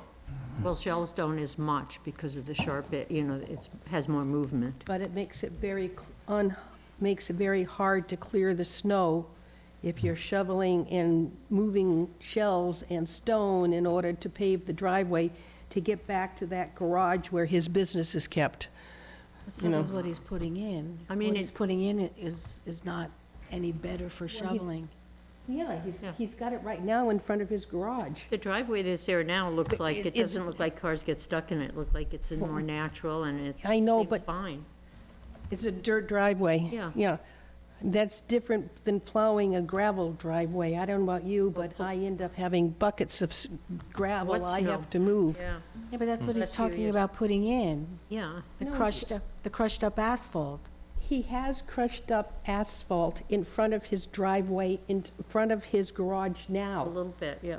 It's there now. Okay, and that's So- what he's gonna put in the other area He wants also? to Wants put it all the that way for in, the huh? parking area and for the existing driveway. But that material he has in front of his garage is easily plowed and not disturbed. I see. I'm misunderstanding what he's talking about putting down then. I thought, when he was talking about crushed up asphalt, that it was gonna be like stones. No, it's a sticky molded together. He has it now in front of the garage. Yeah, okay. that- So it's a hard base Hard that you base can surface. plow with as opposed to shells or, Right. Yeah. but But that's I in mean, to me, it's not that much different than a regular asphalt driveway. driveway, because in the end, it's just as packed. As far as the rain goes, it's gonna not know the difference. It Well, would be for a wonderful while to it have will. something different. for a while it will. Yeah, and I don't know the weather trends, but I've been here 8 years now, and I think I had to touch a shovel once, Well, so. then you weren't here during the Which is other nice. storms. You It's weren't here wonderful. during the other No, storms. I wasn't, I missed those. I was in Maine, it was much worse. So, are we looking for discussion, continuing to hear the issue on the dock. Do you want any discussion on the cluster trees? I think, I'd like to look at them again, go back and see the trees again, as Denise mentioned. Yeah, there's an oak, and there's a whole series of small pine that are so clustered together that they are hurting everything because they are all so tight, nothing has a chance to grow except for their roots, but that was the idea, is trying to clear that so he can use that driveway, remove the tree that's right now next to the pickup truck that was there, and not have an issue of the trees falling on his equipment. And then the question on the dock. Yeah. So we're going to continue until? I could get information on the dock. That's the only thing I feel is questionable right now. I think the trees are, it's in an area that's permittable to be removed, so we're not anywhere near the 30-foot no-touch, and we're in a relatively level area, so. But we are concerned about the debris that's in the 30-foot. Yeah. Well, I have no I'm sure issues some of with it's in the 30. We- condition yeah. with that, yeah, I have no issues with that, yeah. Do we want to continue, or do we want to close and? I'm waiting to someone to say, do you want to continue? I'm trying to figure out, okay, he's taking out that cluster of trees that may or may not fall on the thing. Can we ask him to plant other trees somewhere else on the property to replace something? Or if it's in the 100-foot zone, do we not worry about it? That's what I'm asking the commission. We want to see replanting of some other I trees. want the commission to tell me what I they mean, tell me the last time someone removed a tree that we made them replant. But as time keeps going by, we become more and more aware of the ecological impact of losing trees. It all adds up. Each tree is another tree gone. And I think that, thinking forward, that having trees planted to replace trees that are removed is our responsibility. Your comments. Come back to me if you don't mind. Autumn. I would like to continue. Kwame? Is this a continuation of the Yes, question this- about the trees? The question, we want to see, continue on the dock, the clearing of the things within the 30-foot, and Denise wanted to go back and look at the trees. Oh, okay, so that would definitely be a continuance, that's if the dock lies on the property owner, right? Michael, Yeah. continue? Yeah, I agree with Autumn and Kwame to continue. That's fine. Okay, good enough. Okay. So we'll take a motion to continue until, sorry, before I continue, Christine, any comments on this before we continue? I spoke to Sam about this before, but I did want to see a little bit more of the erosion control going, since it kind of ended just right at that back corner of the house. And there's still a bit more of that resource area that could potentially be impacted. We did provide a revised plan that showed a new erosion control line. I'm assuming you received it? How long ago? Dated 10/30. Okay, because the one we have is dated October 23rd. So there's a new one? Well, we'll get it, we'll make sure that it gets submitted. Okay. Put a color to it as well, just so that it's a little easier to see. Move to continue to November 20th. Second? I have a motion and a second. All in favor? Aye. Opposed, abstained. We're continued until 11:20. Thank you. We are now on to continued hearings. The first one up is Robert Cormier, 9 15th Street. Is there anybody here for that project? They're online. Well, they weren't here for the last hearing. Correct? Correct. There were no show last meeting. So we have to take that off the agenda. Well, no, we'll just continue and take a motion to continue until 11:20. And Christine, can you reach out to them and let them know they really need to be here for the next hearing? Yeah, Josh actually had just recently spoke to them, and they had said they were going to be here. They were going to have their daughter help them because they weren't very good with like Zoom. But Is there anybody online, John?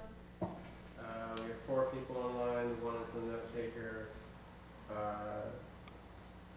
Environmental Partners, James. Oh, somebody that raised their hand. Bless you.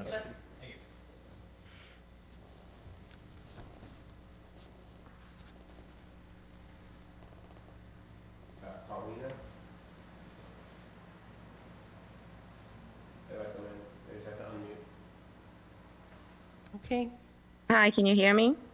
Yes. Yes, please identify yourself. Hi, I'm Pollyanna Santos. I'm Robert Camo's goddaughter. Okay, you'll have to say your name slower so we can write it down.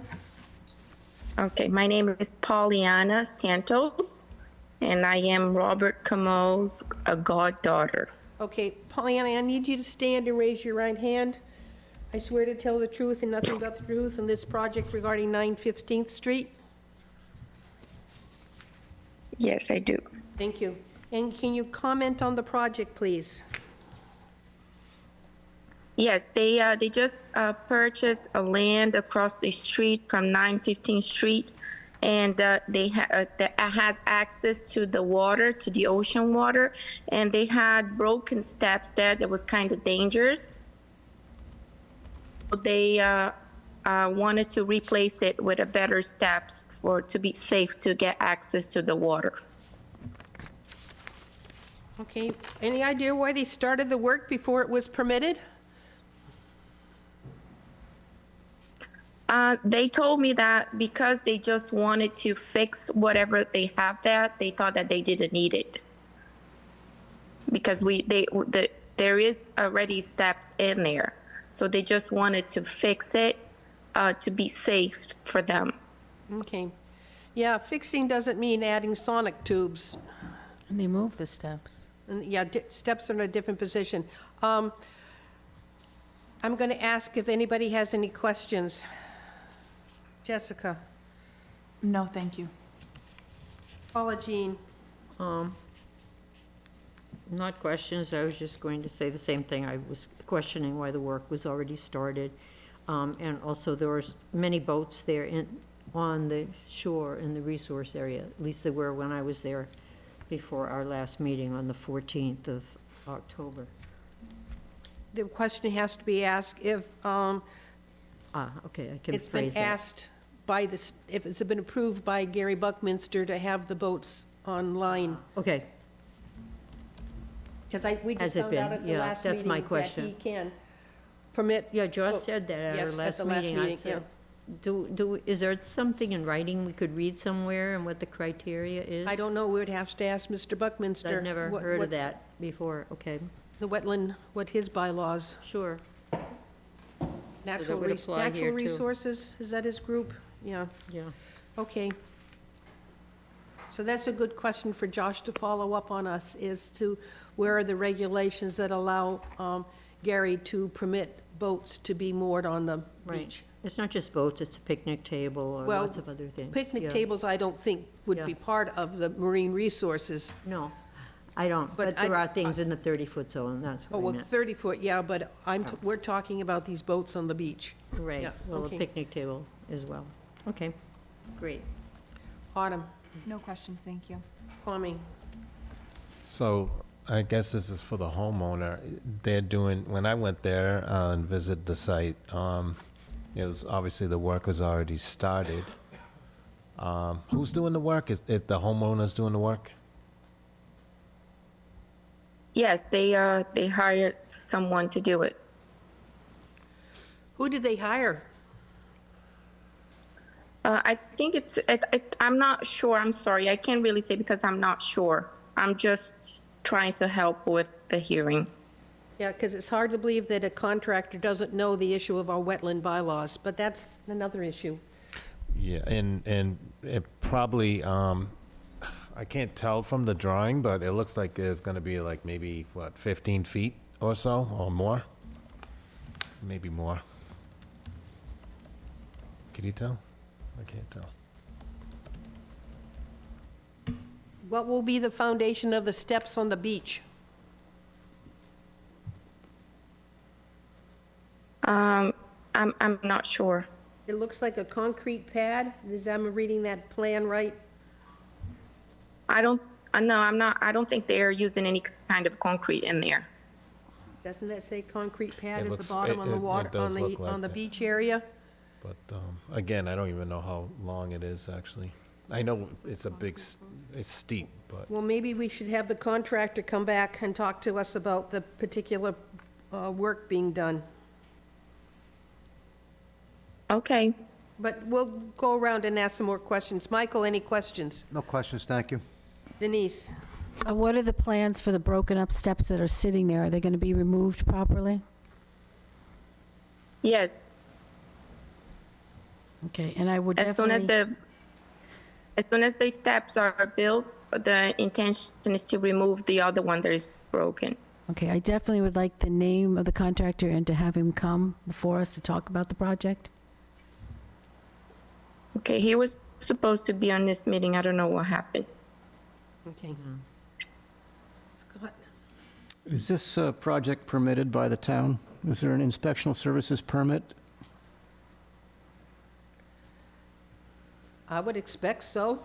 Well, That's not us. I know, but there are certain requirements to meeting code that would impact how the foundation is done for the steps. So this is just a sketch on a piece of corrugated cardboard that we can't really read. So I would like to have a set of plans that I could see the width of the steps, not just the risers and so on, the foundation details and so on, that would be provided by Contractor. the contractor, a structural engineer, architect, someone who can provide. I don't see a permit online. So that's another issue that you might want to talk to your godparents about, is this has to be permitted through the town as well. Okay. Joe? No questions for me. Christine, anything to add? No. I believe that we're going to ask to be continued until we can get the contractor here and some better plans. Okay. Because what we have is not to scale, and that does not help us. All right, So move to continue to November 20th, is that? 11:20. Okay. I have a motion to continue until 11:20. I heard a second. All in favor? Aye. Opposed, abstained. We're continued. So please get us some other information on this project. You can speak to Josh in the office if you have any questions as to what we're asking for. Okay? Okay, thank you very much. Thank you very much. The only other reason I bring up the permit is because when someone applies for a permit, there's a whole checklist of things that the town has to go through, including passing it through the Conservation Commission. Well, more than likely, it never was done. That's why it started, and that's why they're going to get a fine, and Exactly. so, yeah, please make sure we don't forget the fine.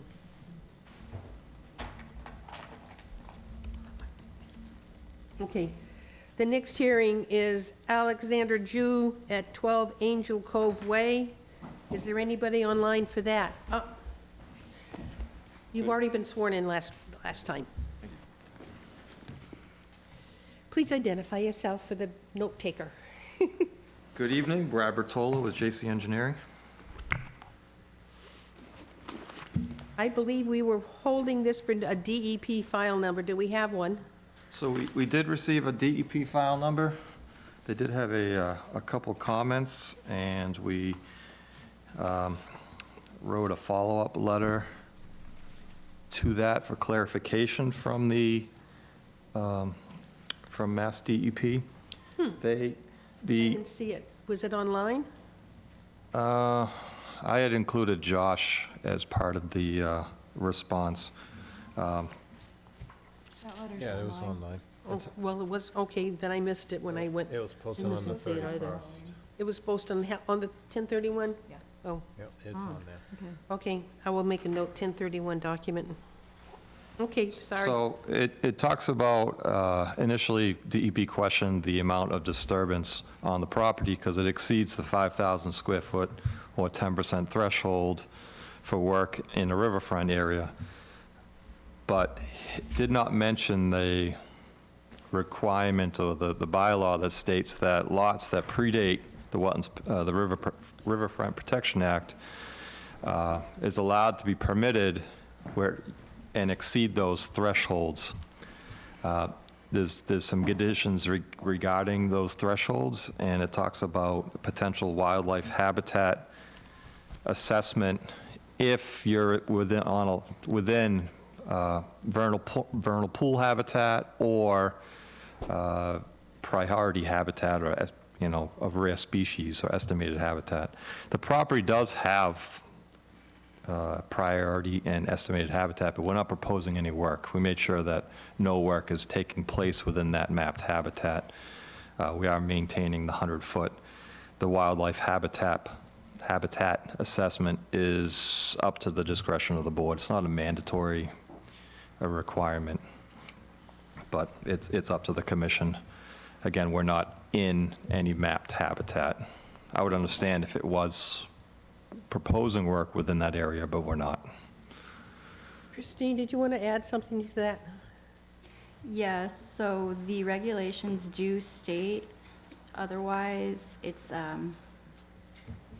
the second bit of 10.58 4D 43, where it says about the wildlife habitat evaluation. It says if the lot contains priority or estimated habitat or vernal pools, which does not contain the vernal pools, but the lot does contain that estimated and priority habitat, and the limit of work might still be a bit close to that area, since one of the interests of the Wetlands Protection Act is to protect wildlife habitat.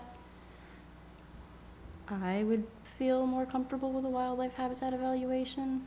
Wildlife habitat Evaluation.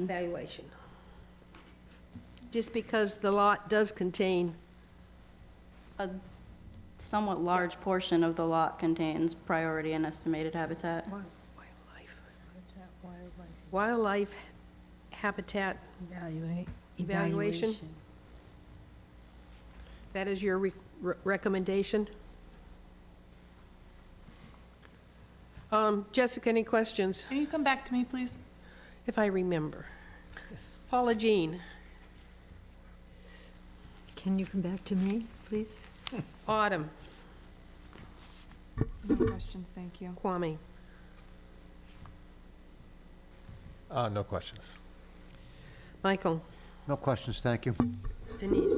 Tell me again, 10.58. Where do I need to look? See, it's 10.58. For Parentheses. D3. D3. All right, I will take a look at that. I'll email you later. Thank you. Yeah, it says if there's on the lot. It doesn't specifically state if the work is in the habitat, but we're not in that. We made sure the limit of work is not within mapped habitat species.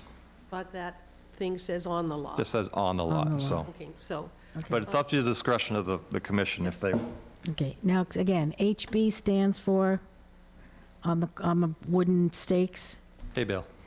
hay bale? I would never have guessed that So one. it should say SB then. Okay, Straw straw bale. bale. Oh, really? okay, HC? anything else, Denise? Wait, House HC? corner. What? House corner. House corner. We were trying to guess while we were out there today. I'm putting together a little She's gonna be list for knocking on your myself. door later on for all these abbreviations. House corner. All right, thank you. I think that was all my questions. Scott? No, thank you. Jessica? No, thank you. Paula Jean? No, no other questions. Joe, do you have any? This is Angel Cove. HB and HC that was marked on these. We just did that. Hay bale and house corner. Would never have guessed that. Well, House Corner was, I was kind of leaning towards that, but hay bale, okay. There's only one property being proposed on this lot, right? One. One dwelling? I guess. Yes, okay. No questions. Christine, anything else to add other than your request for a wildlife habitat evaluation? Perhaps to continue it until we have the results of Yes. the evaluation. Is there a reason, like, is there a setback? Are you worried about the setback? Because we're not in it. Is there more separation that you want from the limit of priority habitat that's mapped? I just want to make sure that the characteristics are being preserved and make sure that there's going to be no adverse impact to any of the species that are in that priority or estimated habitat, especially since it is so much of the lot. Oh, I understand it's part of the lot, but we're not disturbing it, so that's, It's our, With our yes. So, How long does it take to get something like that? I don't know. I'd have to, well, we can continue to 11:20 and see where we stand. So I'll take a motion to continue with 11:20, waiting for a wildlife habitat evaluation. So moved. Second. Thank you. A motion and a second. All in favor? Aye. Opposed? Abstained? We're continued to 11:20. The next hearing is for Cunningham at 101 Maple Spring Road. This is the Water Department. Anybody online for that? There was no DEP at the last meeting. Do we have one now? Yes. Was that the only holdup on the last one? Was that the only reason we held? Yes. We had conditions, though, that we were putting to that. And there was also the addition of the riverfront onto the plans. Say that again? There was the addition of riverfront buffer onto the plans. It wasn't in the original. Did you get a new one with a riverfront? We did. So you have updated plans? Yes. Were there, what conditions do you think we were putting on this? We had listed mitigation for priority habitat, a six-inch gap under the fence, native plantings, minimal clearing, and silt filter socks to be utilized. Oh, it didn't make any of my notes, but that's right, I didn't keep, guess I didn't take good notes. I had chain link fence space, so I guess I got part of it. You did get part of it. We got I'm part of proud it. of you. It was a long meeting. And I got restored. Updated plans with the riverfront is done, DEPs came in. Madam Chair, I have the individual representing the Oh, project. please. Who's online? Hi, yeah, this is Alston Potts with Environmental Partners. Can you hear me okay? Yes, you were here at the last meeting, so you've been sworn in. Yes, I have been. Okey-dokey, talk to us. I think you really covered all of it, but I just wanted to make sure that if there were any additional questions, I could answer those. So yeah, we have the DEP number, the riverfront buffers are shown on the plans now. And yeah, I think those are my updates. Okay, I will ask around. Jessica? No questions. Paula Jean? No questions. Autumn? No questions, thank you. Kwame? No questions, thank you. No questions, thank you. Denise? No questions. Scott? No, thank you. None for me. Christine, anything to add? No.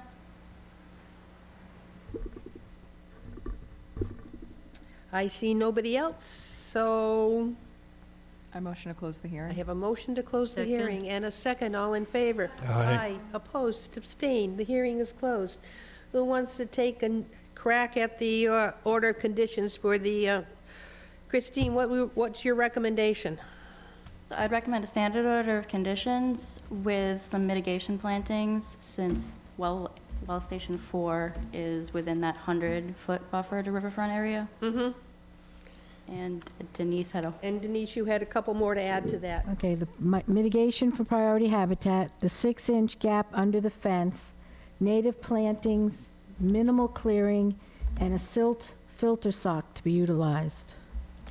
So that be the motion and the conditions for the order of conditions. So Second? I have a... So moved. So moved. Thank you. I have the motion and I have second and all in favor. Aye. Opposed, abstain. It's done.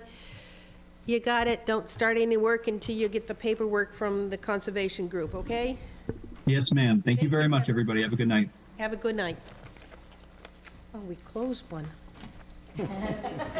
That's a total of 2 tonight. Oh, okay.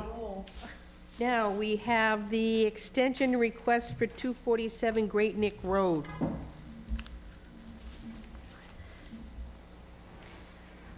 You're up. So I'd recommend a one-year extension. What was the project? They were just, so from what I understand, they were supposed to be doing some plantings, and a storm came in and kind of destroyed all of that before it was able to be properly stabilized. So they're doing the plantings again. They're redoing it. Okay. I motion to approve a one-year extension. Second. I have a motion and a second. All in favor? Aye. Opposed? Abstained? 700 approved. Okay, next one, certification of compliance. We have 2 of them. So I'd recommend an issuance of the certification of compliance for SE 76 1951 and for SE 76 2847. What was the 1951 for? It was for 30 12th Street. They didn't actually have any of the work done. There was another order that had been superseding for Okay, that. so this is an old order they Older. want cleared, and that order was not done? Yes. Okay, I will take them as separate motions.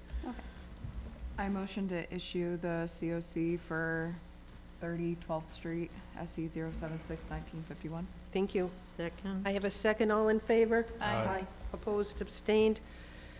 Done. The next one is 16 Old Woods Road. What was that project? They didn't finish everything. They got it partially completed. It was involving grading, 2 short retaining walls, and hydro seeding. Partially done. Yes. But whatever they did do was to plan. Yes. Okay. I motion to issue the COC for 16 Old Woods Road, SE 076 2847. Second. I have a motion and a second. All in favor? Aye. Opposed, abstained, done. Okay, continued enforcement. Is there anything happening on these 3? 200 Great Neck actually submitted an NOI, so they'll be on the next meeting. Okay. Yay. Next, we have, we're running, anything on the wetland regulations, administrative approvals, bylaw revision updates, or workshop? Anything on there? I don't think so. No. We have approval of minutes. Now, my notes show that we approved August 7th. Does anybody else have, did you take a look at the August 7 minutes that were attached? I mean, I find we approved them on August 18th. Sorry, 9/18. I thought we approved it on September 18th. And by the way, to the note taker, it's Joe, not Scott. You notice your name? No, I didn't. Yeah, it's Scott all over the place. That happened once before, I believe, too, Yeah, right? but the spelling of your last name was the problem before. Now you're Scott still. Did anybody, I mean, anybody want to go online to see if we've ever posted the 9/18? You haven't posted them yet. They haven't been posted. Now, does it mean since we approved it on September 18th, that's the version we're going to go with?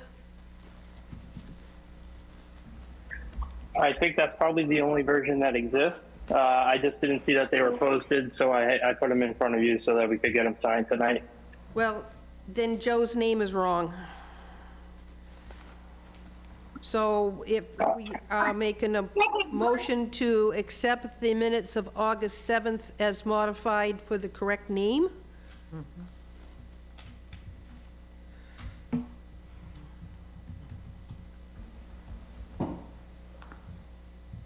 Anybody else look at these minutes other than, no? When they came from Josh, I read them, but.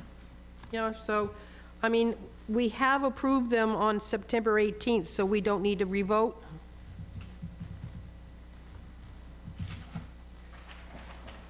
I'm asking, do you Yeah, want to that's- vote that's on fine. August 7th, 2024 minutes? We approved Not if them we did. September 18th, so to me, it's no reason. September 18th. Yeah, I know, I must have. All right, so you want to revote them? With a modification to Joe's real name? Sure. Yes. For the Okay. Department of Redundancy. So we have August 7th. All in favor? Let's see. Denise was missing. Joe was missing. That's probably why you don't have notes. Well, I have Oh, notes. oh, that's right. I did it online. Oh, I August zoomed. 7th. Did you sign the paperwork Did, that you and I done? gave it Okay. So, all in favor of accepting the August 7th minutes with the correction to Joe's name? Aye. Aye. Opposed? Abstained? All favor? So we're 700 at the August 7 modified, amended. That's the word I wanted, amended. We have another set of minutes on September 18th. And Kwame's name is missing. They listed 5 people, but all the votes were 600, so that Kwame's name is missing, Joe's name is spelt wrong, and I believe we did swear in Barry Cosgrove, but it's not in the minutes. Anything else, anybody else notice a problem with that minute, those? Didn't I read the meeting? I read the meeting that day, too. Yeah, you were there. Oh, yeah. Yeah, but you're not listed as a member present. Oh, my goodness. So anybody want to approve the minutes of September 9th with the 3 amendments? September 18th, September 18th, what did I say? 9. Oh, September 18th. Yes, aye. Aye. Opposed as amended, so we approved it 700 as amended. Then we have minutes of October 2nd. Jessica was here, but she's listed it as being, is not listed as being present, and Joe's name is wrong. Anybody have any comments on the meeting minutes of October 2nd? Autumn, you were missing, I was not there. so, Oh, that's the one I read. yes, that's the one you read. That's the one, I'm sorry. All right, so I need a motion to approve the minutes of October 2nd as amended. So moved. As opposed, so moved. I need a seconded. Second. Second. All in favor? Aye. Opposed, abstained, we're 700 as amended. I will give Christine my 3 sets of minutes with my notes as to what are to be amended on them. Okay?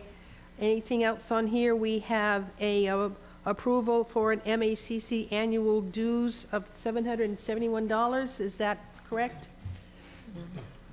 So I need an motion to approve the payment of the annual dues. Move that we pay the annual dues in the amount of $771. Second. And I have a second, all in favor? Aye. Opposed, abstained, 700. And where are we standing in paying our members their past dues? Any idea where that stands?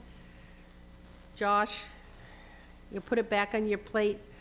We got to get, that's been over a year. Yeah, we're in our second year waiting now. Your second year waiting for payment. Yeah. With interest. Interest, of course. I'm sorry, Madam Chair, I didn't hear the question. Where's the money for Autumn and Paula Jean? It is on the warrant for the town accountant to approve. Oh, so another week before it goes out. The warrant's approved, therefore it should be distributed Thursday. I can't speak to their time frame of it, but yeah, it's in front of them. Okay, so it's pending. It's been cut and approved, so it's coming. Checks in the mail. Checks in the Yeah, mail. okay. Is there anything else anybody wants to talk about before we say goodnight? Christine, thank you. Anything else? No. You survived. Barely. All right, so it's 7:35. Someone wants to make that I motion? motion to adjourn at 7:35. Second. I have a second. All in favor? Aye. Opposed, abstained. We're done. Thank you very much. Thank you. Do Do you want to, do you have the paperwork to sign?